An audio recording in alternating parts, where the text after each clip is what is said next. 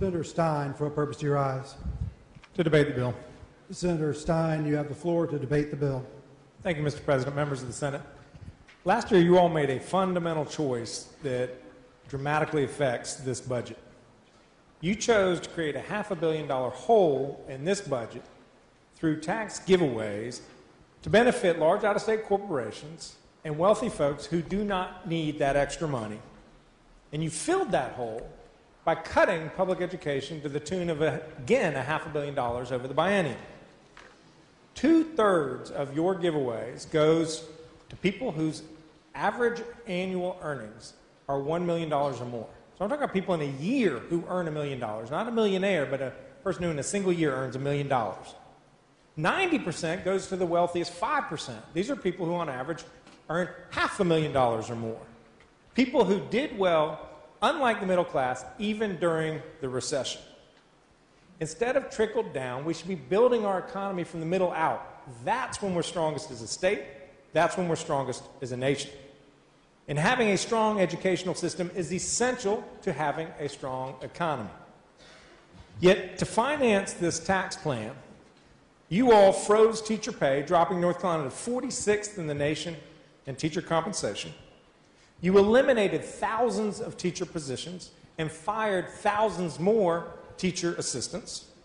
You eliminated compensation for teachers who earn master's degrees, and this bill today does nothing to fix that on a going forward basis.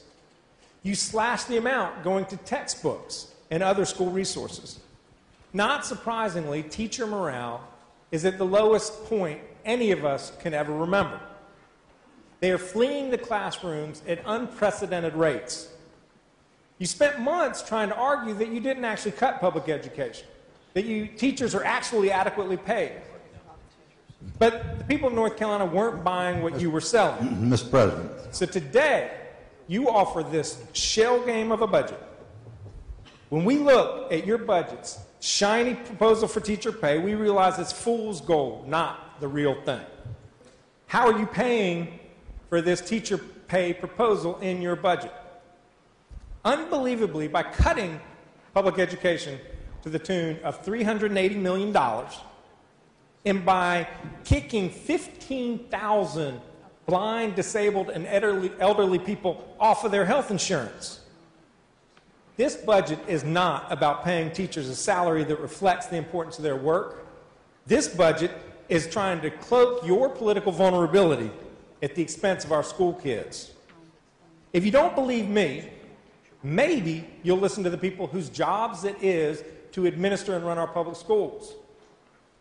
The State Association of School Administrators wrote to us last night, quote, "The budget released by the NC Senate includes devastating cuts that will harm the learning experience for public school students across the state. It could lead to a loss of 10,000 or more school jobs and will negatively impact county budgets and taxpayers." Quote, "Proposed cuts to the teacher assistants and teachers in grades 2 and 3 hinder progress on the important goal of ensuring all third graders are reading proficient, as called for under recent law changes. Students will also have fewer nurses, longer bus routes, and inadequate funding for textbooks." Y'all fired thousands of TAs last year, and of those you didn't fire, you're firing half of the remaining ones this year. 7,400 TAs are going to be out of their job. Kids are going to suffer as a result. At the same time, you're taking thousands of adults out of our K-1 classrooms. You're adding more kids. Y'all remember, I assume, the promise in last year's budget that you were going to reduce class size for the lower grades. That promise and the nearly 800 kindergarten and first grade teachers are evaporated at the stroke of a pen with this budget. So now we've got young students in classes with more kids and fewer adults, making it harder for teachers to teach and for kids to learn. We just passed yesterday legislation to improve the Read to Achieve law. Are we serious about helping young kids learn to read? Because this budget is not. North Carolina is home to many dedicated professionals trying their utmost to make our schools the best they possibly can. One of those is Dr. Mark Edwards. He's superintendent of the Morrisville School System, president-elect of the North Carolina School Superintendents Association, and last year's National Superintendent of the Year, whole country. Dr. Edwards pleads that you sit down with him and other superintendents and come up with a right approach that doesn't cut into personnel and other resources that our students across the state need in order to learn. I mean, my gosh, even the teachers who you're trying to induce to stay in the classroom criticize this budget for what it is. Quote, a political game, and quote, the biggest bait and switch scheme in state history. I mentioned earlier that your proposal will abandon 15,000 blind, disabled, and elderly recipients of Medicaid. Your response is that these folks can apply to the health insurance exchange from the Affordable Care Act, which is as ironic as it is unrealistic. These folks don't have sufficient income to benefit from the subsidies. You all know that just as well as we do. We can only conclude that you are indifferent to the blind, disabled, and elderly you were turning your back on. One of those 15,000 is a gentleman named Rick Kenworth, an elderly man with dementia living in an assisted living facility here in Raleigh.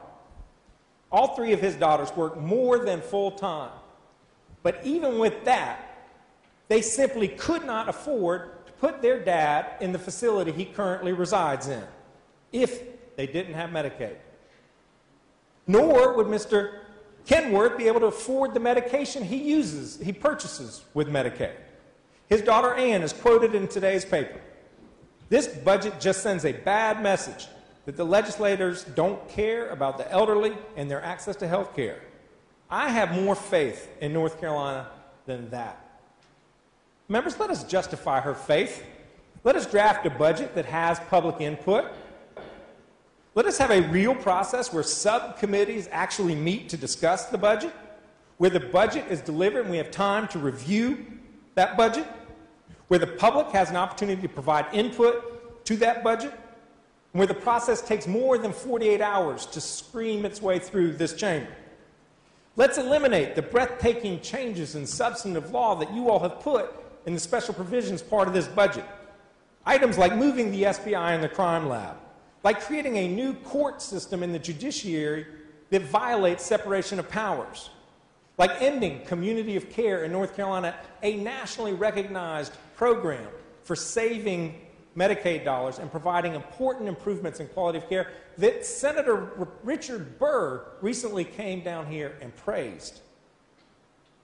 Let's craft a budget that respects our teacher, a budget that creates a strong public schools, that positions our kids in North Carolina to succeed, and a budget that does not throw our fellow citizens who are blind, disabled, and elderly to the curb. Dr. Edwards, the superintendent, and Ms. Kenworth, the daughter, they deserve better. They're right. We can do better.